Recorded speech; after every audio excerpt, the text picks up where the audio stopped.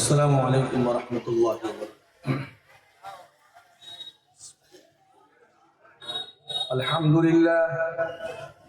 للہ نحمده ونستعینه ونؤمن به ونتوکل علیہ ونعوذ باللہ من شرور انفسنا ومن سیئات اعمالنا، من یهده اللہ فلا مضل له ومن يضلل فلا هادي له، ونشهد أن لا إله إلا الله ونشهد أن محمدا عبده ورسوله. أما بعد فأعوذ بالله من الشيطان الرجيم. بسم الله الرحمن الرحيم. يا أيها الناس قد جاءتكم موعظة من ربكم وشفاء لما في الصدور وهدى ورحمة للمؤمنين. قل بفضل الله وبرحمته فبذلك فليفرحوا هو خير مما يجمعون. وقال تعالى: وقال الذين كفروا لا تسمعوا لهذا القرآن والغوا فيه لعلكم تغلبون. وقال تعالى: واذكرن ما يتلى في بيوتكن من آيات الله والحكمة إن الله كان لطيفا خبيرا. صدق الله العلي العظيم. میرے محترم حضرات، یہ آپ کا جلسہ اور اجلاس ختم قرآن کریم کی تکمیل اور بخاری شریف کی تکمیل کا اجلاس ہے۔ ابھی آپ حضرات کے سامنے بچیوں نے اور بچوں نے قرآن کریم مکمل کر کے کچھ آیتیں پڑھی ہیں۔ دعا فرمائے اللہ تعالیٰ اس بابرکت مبارک مجلس میں ہمیں علم نافع نصیب فرمائے، کیونکہ قرآن مبارک ہے تو اس کے نام پر جو مجلس ہوگی وہ بھی مبارک ہوگی۔ اور قرآن کریم کی مناسبت سے خوشی منانا بھی جائز ہی نہیں بلکہ مستحب ہے۔ حضرت فاروق اعظم رضی اللہ تعالیٰ نے جب سورہ بقرہ مکمل فرمائی تو ایک اونٹ ذبح کر کے لوگوں کو کھلایا۔ اس لیے قرآن کریم کی تکمیل پر گھر والے خوشی منائیں، گاؤں والے خوشی منائیں، مدرسے والے خوشی منائیں۔ اجازت ہی نہیں بلکہ اللہ کا حکم ہے کہ اس سے بڑی کوئی نعمت دنیا میں نہیں ہے۔ بلکہ قرآن کریم نے تو حکم بھی دے دیا کہ اے پیغمبر آپ کہیے قل بفضل اللہ، اللہ کے فضل یعنی قرآن کریم اور اس کی رحمت یعنی قرآن کریم کا نام رحمت بھی ہے، اسی سے خوشی محسوس کرے۔ فَلْيَفْرَحُوا، اللہ تعالیٰ فرماتے ہیں فَبِذَلِكَ، اسی سے سارے لوگ خوشی محسوس کرے اور خوشی منائے بھی۔ کیوں؟ هُوَ خَيْرٌ مِّمَّا يَجْمَعُونَ، یہ قرآن عظیم یہ تمام چیزوں سے بدرجہ بہتر ہے جو کائنات کے سارے لوگ جمع کرتے رہتے ہیں، اکٹھا کرتے رہتے ہیں، ان تمام چیزوں سے بہتر قرآن کریم کی عظمت، قرآن کریم جیسی عظیم کتاب اور قرآن کریم کی جو شرح ہے بخاری شریف کہیے، حدیث پاک کہیے اور صحاح ستہ جو حدیثوں کی کتاب وہ شرح قرآن کریم ہے، وہ بھی خوشی کی چیز ہے۔ بہرحال یہ جلسہ خوشی کی چیز ہے، بابرکت ہے۔ اللہ تعالیٰ نے جس کو شرکت کا موقع دیا وہ اس کے لیے باعث مسرت ہے۔ شکریہ تو وہ لوگ کریں جو اس پروگرام میں شرکت کریں، وہ شکر منائے کہ آپ کے گاؤں میں اجلاس قائم کیا گیا اس مناسبت سے، ورنہ عام طور سے تو ناظم صاحب اعلان کرتے رہے شکریہ آپ کا کہ آپ لوگ آئے۔ ارے آپ لوگ اپنے آنے کا شکر منائیے کہ اللہ نے توفیق دے دی، بہت عظیم نعمت۔ یہ تو آپ کے لیے ذمہ داری ہے کہ ایسے اجلاس میں شرکت کریں۔ بہرحال چونکہ قرآن کی مناسبت سے کچھ باتیں ذہن میں آ رہی ہیں، اللہ تعالیٰ نے قرآن کریم کے اندر ساری انسانیت کو خطاب فرمایا۔ اس میں مسلمانوں ہی کے نہیں بلکہ مشرکین، کفار، ساری انسانیت کو میں تو کہا کرتا ہوں کہ بھائی اللہ تعالیٰ نے تو مسلمانوں کے ذات خصوصاً ہندوستان میں اور برادران وطن کو بھی اللہ نے خطاب کیا۔ کیا کہا سنیے، یا ایھا الناس قد جاءتکم موعظۃ من ربکم، اے انسانوں تمہارے پاس تمہارے رب کی طرف سے ایک نصیحت نامہ آیا۔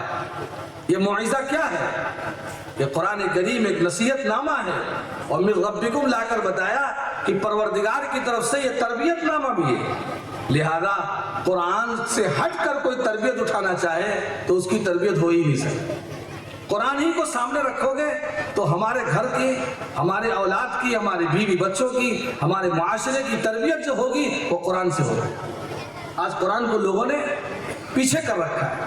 یہ تو چند مکاتب کے لوگ ہیں جو گاؤں کے مکتب چلانے والے حضرات ہیں، انہوں نے زندہ کر رکھا ہے، ورنہ مزاج امت کا یہ ہے کہ مکتب کی کتاب ہے، بچوں نے چغلا بنایا، پھونک مارا، چل دیے، کوئی فکر نہیں ہے۔ اما پارا لے کے جانا، دوسرا پارا، کوئی 5 پارا لے کر، بس بچے راستے میں کھیلتے رہتے، مکتب میں پڑھ کے چلے آئے۔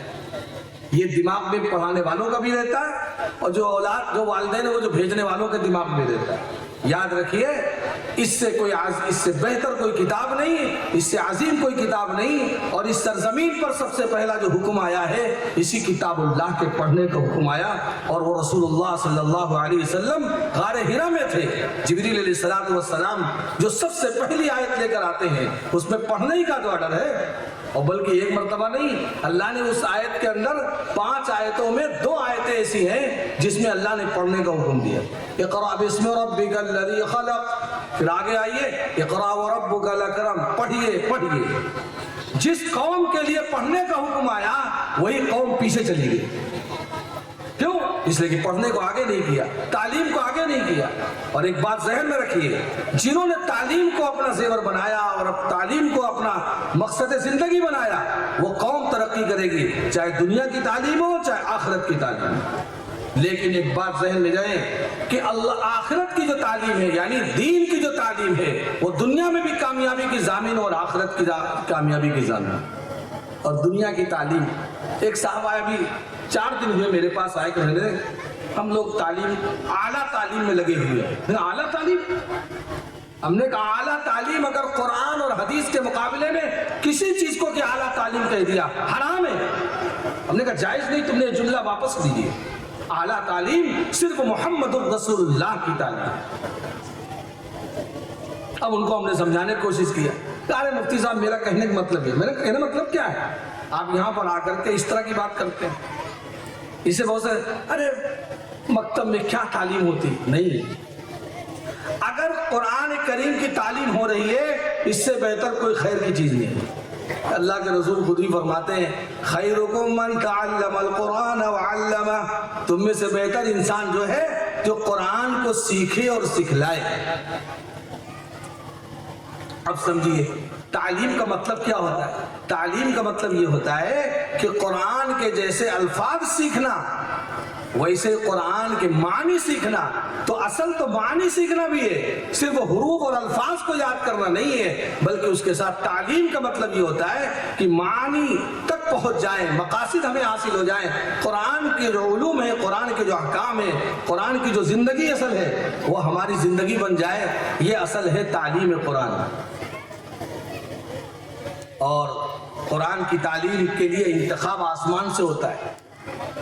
گاؤں میں بہت سے لوگ ہوتے ہیں، شہر میں بہت سے لوگ ہیں، لیکن انہی میں سے اللہ تعالیٰ جس کو انتخاب فرماتے ہیں وہی قرآن کا حافظ بن جاتا ہے، وہی قرآن کا عالم بنتا ہے، وہی قرآن کے احکام کا جاننے والا بنتا ہے۔ یہ اللہ کی طرف سے انتخاب ہوتا ہے، لیکن انتخاب کے لیے اپنی اولادوں کی جب نیتیں کرتے ہیں تب اللہ تعالیٰ انہی بندوں میں سے چن لیتے ہیں۔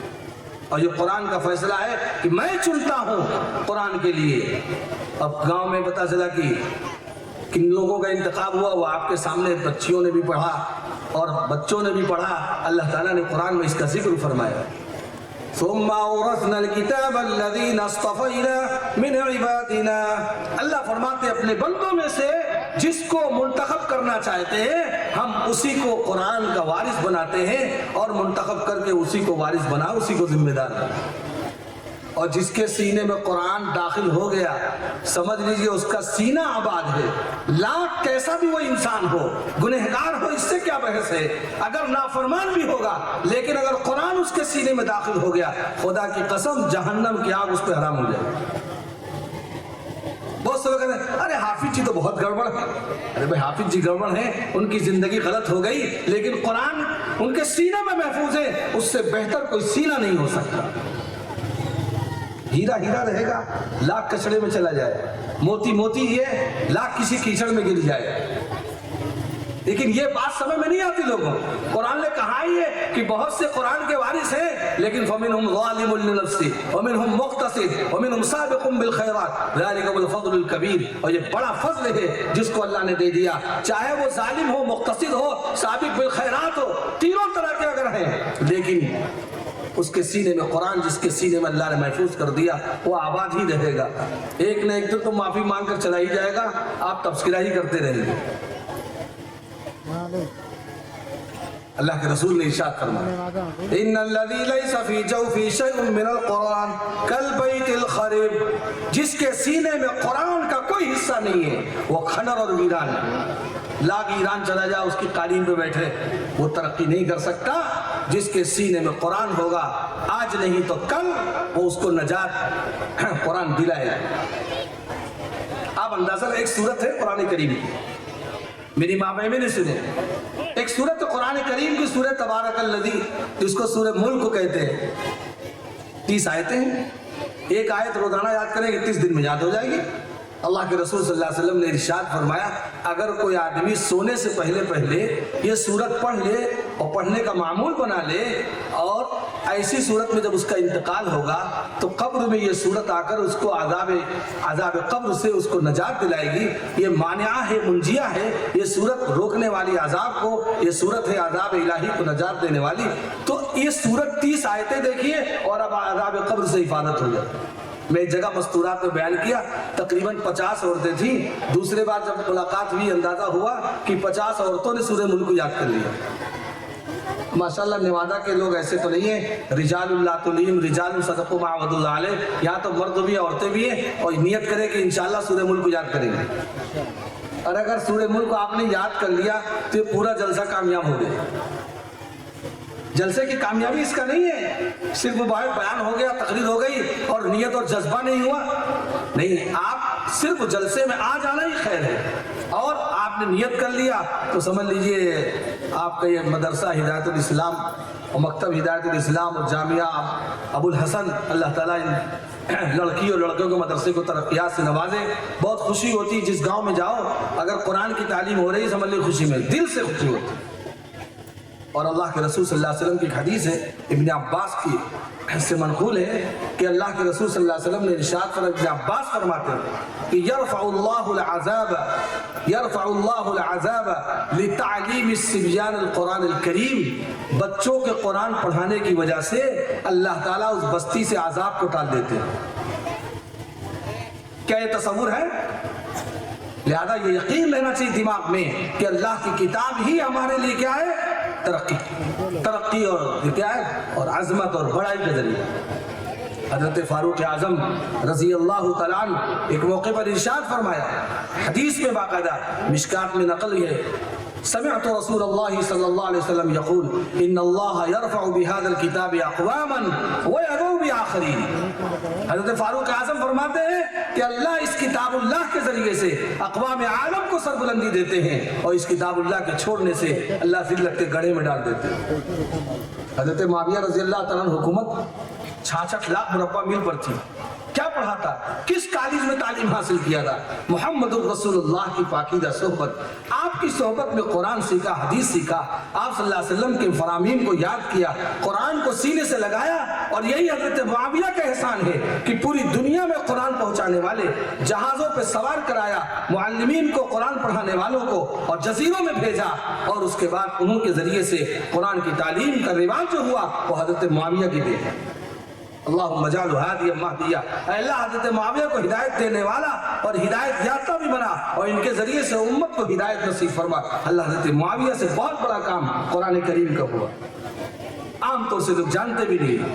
اس لیے یاد رکھیے قرآن کریم یہ بہت بڑی نعمت ہے، بہت عظیم نعمت ہے. بزرگی چاہیے قرآن سے ملے، چونکہ قرآن کریم نے قسم کھائی ہے قاف والقرآن المجید قسم کھاتا ہوں قرآن کی جو بزرگی والی کتاب ہے، بزرگی چاہیے تو قرآن ہے، عزت چاہیے تو قرآن ہے، چونکہ قرآن نے اپنا نام بتایا ہے کہ میں قرآن کریم ہوں، میں عزت کی کتاب ہوں۔ قرآن نے اپنا نام بتا کر تاثیر بتائی ہے کہ جس نام سے مجھے یاد کرو گے، نصیحت چاہیے تو میرا نام ذکر ہے، بزرگی چاہیے میرا نام مجید ہے، عزت چاہیے میرا نام کریم ہے، برکت چاہیے انزلنا کتاب مبارک، بابرکت میں کتاب ہوں۔ آج سب کو برکت چاہیے، عزت چاہیے، بزرگی چاہیے، جس چیز سے بزرگی عزت بڑائی ملنی چاہیے اسی کو پس پش ڈالا ہم لوگوں نے۔ آج ذلت کے گڑھے میں ہم پڑے ہوئے ہیں،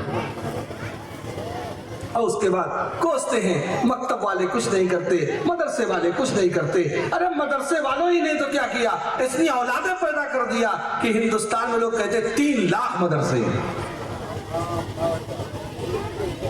اب کیا سمجھا؟ ایک صاحب میرے پاس آ کہنے لگے مفتی صاحب، میں نے کہا سنیے آپ نے کیا کیا؟ مدرسے والوں کچھ نہیں، مدرسے والوں نے کیا کیا؟ قرآن پڑھانے والا پیدا کیا، جنازہ پڑھانے والا پیدا کر دیا، نکاح پڑھانے والا پیدا کر دیا، تمہاری نمازیں درست کرنے والا پیدا کر دیا، زکوٰۃ کیسے نکالی مسئلہ بتانے والا پیدا کر دیا۔ کیا چیز نہیں؟ تم نے جو تعلیم حاصل کی وہ کیا کیا؟ اگر ٹھیک ہے بھائی عصری تعلیم کا آپ پر دماغ پہ سوار ہے تو آپ نے کتنے میڈیکل کالج قائم کیے مسلمانوں کے لیے؟ کتنے کیا ڈگری کالج قائم کیے مسلمانوں کے لیے؟ تمہاری صلاحیت تھی، بلکہ وزیر تعلیم تو لوگ بنائے گئے، اس کے باوجود بھی ان سے کچھ کام نہیں ہوا۔ لیکن ایک مولانا قاسم نانوتوی، اللہ تعالیٰ ان کی قبر کو نور سے بھر دے، 165 سال ہو گئے دارالعلوم کے، لیکن ان کے اولادوں نے، ان کے سپوتوں نے کیا کیا؟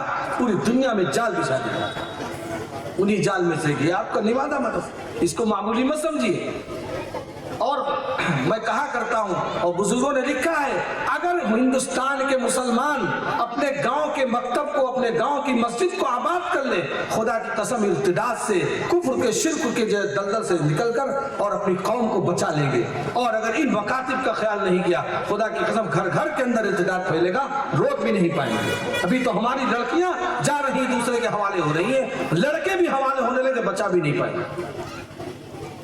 ابھی میرا ایک جگہ جانا ہوا، تقریباً 250 علماء تھے۔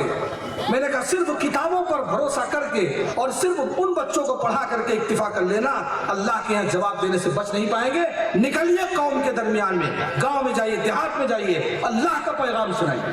قرآن کریم خود ایک بہت بڑا پیغام ہے، ھذا بلاغ للناس۔ اللہ خود فرماتے ہیں یہ قرآن کریم ساری انسانیت کے لیے پیغام ہے۔ آج لوگ اللہ کا پیغام سنانے کے لیے نہیں آتے۔ حضرت نے فرمایا، فلاں نے فرمایا، میں اعتراض نہیں کرتا ہوں، لیکن حضرت نے فرمایا، فلاں نے فرمایا، اس کو کم کرو۔ اللہ کے پیغام کو اور رسول اللہ کے فرمان کو سناؤ پوری امت کو۔ یہ تو اپنی مجلس کی بات ہے، حضرت یہ فرمایا کرتے تھے، حضرت یہ فرمایا کرتے تھے، ٹھیک ہے ان کی اصلاح و تربیت کے لیے، یہ تو آپس کی چیز ہے، لیکن اللہ نے براہ راست تو فرمایا فذکر بالقرآن من یخاف وعید۔ اے پیغمبر آپ قرآن کے ذریعے سے امت کو جو ہے نصیحت کریے۔ آج میں پوچھا کرتا ہوں کہ بھائی قرآن کا پیغام کون سنا رہا ہے؟ آج درس قرآن کہیں ہوتا ہے، وہاں کون بیٹھتا ہے؟ اس لیے مکاتب کو مضبوط کرنا یہ ہر گاؤں والوں کی ذمہ داری ہے۔ لیکن پتہ نہیں کیا نشہ ہے، کون سی دوا ہمارے دماغ میں داخل ہو گئی ہے کہ اپنے بچوں کو جو کیا انگلش میڈیم کے نام سے اپنے بچوں کو ہم نے تباہ کر دیا۔ نہ ان کو سلام کا ڈھنگ، نہ ان کو جو نماز پڑھنے کا ڈھنگ، کچھ نہیں۔ اللہ کے رسول صلی اللہ علیہ وسلم نے والدین کو حکم دیا، سن لیجیے، مروا صبيانكم بالصلاة إذا بلغوا 7 واضربوهم عليها إذا بلغوا 10۔ کیا فرمایا کہ حکم کرو اپنے بچوں کو نماز کا جب 7 سال کے ہو جائے۔ کتنے سال کے؟ 7 سال۔ غور سنیے گا، 7 سال کے بچہ اور بچی ہو جائے تو اس کو نماز پڑھنے کا حکم کن کے ذمہ ہے؟ والدین کی ذمہ داری کہ اپنے اولاد کو حکم کریں۔ اچھا ایک مسئلہ تو یہ، دوسرا مسئلہ سنیے، نماز میں کیا چیز پڑھنا ہے؟ قرآن، یا اور کچھ پڑھیں گے؟ عربی زبان کی دعائیں پڑھنی ہے۔ تو اب جب 7 سال کا بچہ ہو جائے تو نماز پڑھنے کا حکم، تو اس سے پہلے لازماً یہ ضروری ہو گیا والدین پر کہ اپنے بچوں کو قرآن کی تعلیم دلائیں۔ اور قرآن کی تعلیم کہاں ہوگی؟ مکتب میں۔ حکیم الامت مولا تھانوی رحمہ اللہ نے اس حدیث کے ذیل میں عجیب بات لکھی کہ اللہ کے رسول صلی اللہ علیہ وسلم نے نماز کا حکم بطور مثال کے ہے، ان کو زکوٰۃ کا حکم بھی دو کہ صدقہ کرنے کا طریقہ بتاؤ، ان کو روزے کا جب صلاحیت ہو جائے 7 سال کا بچہ بچی ان کو روزہ بھی رکھواؤ، بالصلاۃ بالصوم والزکاۃ والحج وغیر ذلک من الامور، بالصدق سچائی کی عادت ڈلواؤ، جھوٹ سے بچاؤ۔ پتہ چلا کہ جھوٹ ماں باپ بھی بول رہے تو بچہ بھی جھوٹ بولے۔ یہ سب کا حکم، یہ نماز بطور مثال ہے، اس سے پہلے اب بچوں کو تعلیم دینا ہے، اور اس سے بچوں کی تعلیم کہاں ہوتی ہے؟ مکتب میں ہوتی ہے۔ انگلش میڈیم میں کہیں آپ ڈالیں گے تو کیا بچہ نماز پڑھنے کا ڈھنگ سیکھے گا؟ کیا قرآن سیکھے گا؟ کیا دعائیں سیکھے گا؟ کیا حدیث سیکھے گا؟ کچھ نہیں، سب زیرو بٹا دو۔ 15 سال سے میرا جانا فیض آباد میں، اب تو ماشاءاللہ تقریباً 25-30 حافظ ہو گئے وہاں، ورنہ 1-2 حافظ رہتے تھے، باہر سے آتے تھے تراویح پڑھتے تھے۔ دھیرے دھیرے میں گھروں کے اندر گھس کر کے مستورات کو بیان کیا، میں نے کہا میں چندہ صرف نہیں ہے، اولاد کا چندہ دو، اپنے بچوں کو قربان کرو اسلام کے لیے، دین کے لیے۔ آج جو پڑھانے افسوس ہوتا ہے کہ پڑھاتے پڑھاتے یہ صورتحال پیدا ہوئی ہے۔ پہلے لوگ اپنے والدین اپنے اولادوں کو دین کی خاطر، علم دین کی خاطر، اشاعت دین کے لیے، قرآن کی تعلیم کے لیے، دین کے لیے اپنے بچوں کو دیا کرتی تھیں عورتیں۔ اب تو صورتحال یہ کہ جو بچہ پیدا ہوتا ہے اس کو کیا کیا نیتیں کرتے ہیں، میں نے ان کی نیتوں پر کوئی الزام نہیں لگانا چاہتا، لیکن ان والدین کے دل میں جو نیت ہے، کسی کے دل میں نیت ہے کہ ڈاکٹر بنائیں گے، کسی کے دل میں اس کو انجینئر بنائیں گے، کسی کے دل اس کو لائر و وکیل بنائیں گے، اس طرح کی نیتیں۔ میں یہ کہتا ہوں یہ نیتیں غلط ہیں، لیکن اصل یہ دین ہونا، دل میں نیت ہونی چاہیے کہ اپنے بچوں کو دیندار اور دین کا جاننے والا، متقی، پرہیزگار بنائیں۔ اس کے بعد یہ ساری چیزیں انشاءاللہ ایسا کوئی کام نہیں روکے گا۔ 1400 برس پہلے کی زندگی صحابہ کی دیکھ لیجئے، انہوں نے کون سا علم حاصل کیا تھا جس سے 66 لاکھ مربع میل پر حکومت، 22 لاکھ مربع میل پر حکومت حضرت عمر رضی اللہ عنہ، 12 لاکھ مربع میل حضرت صدیق اکبر، 22 لاکھ مربع میل پر حضرت فاروق اعظم، 48 لاکھ مربع میل پر حضرت عثمان غنی، اور حضرت علی رضی اللہ عنہ کیا، اور حضرت علی رضی اللہ عنہ کے بعد حضرت مومنین حضرت معاویہ رضی اللہ عنہ، جب اللہ تعالیٰ ان کو امارت و خلافت عطا فرمائی تو پھر 66 لاکھ مربع میل پر حکومت، اور 1 کروڑ 20 لاکھ مربع میل پوری دنیا ہے جس پہ انسان بستے ہیں، باقی 3 حصہ تو پانی ہے۔ تو آدھی دنیا سے زیادہ حکومت تنہا حضرت معاویہ نے، اور یہ قرآن کی بدولت۔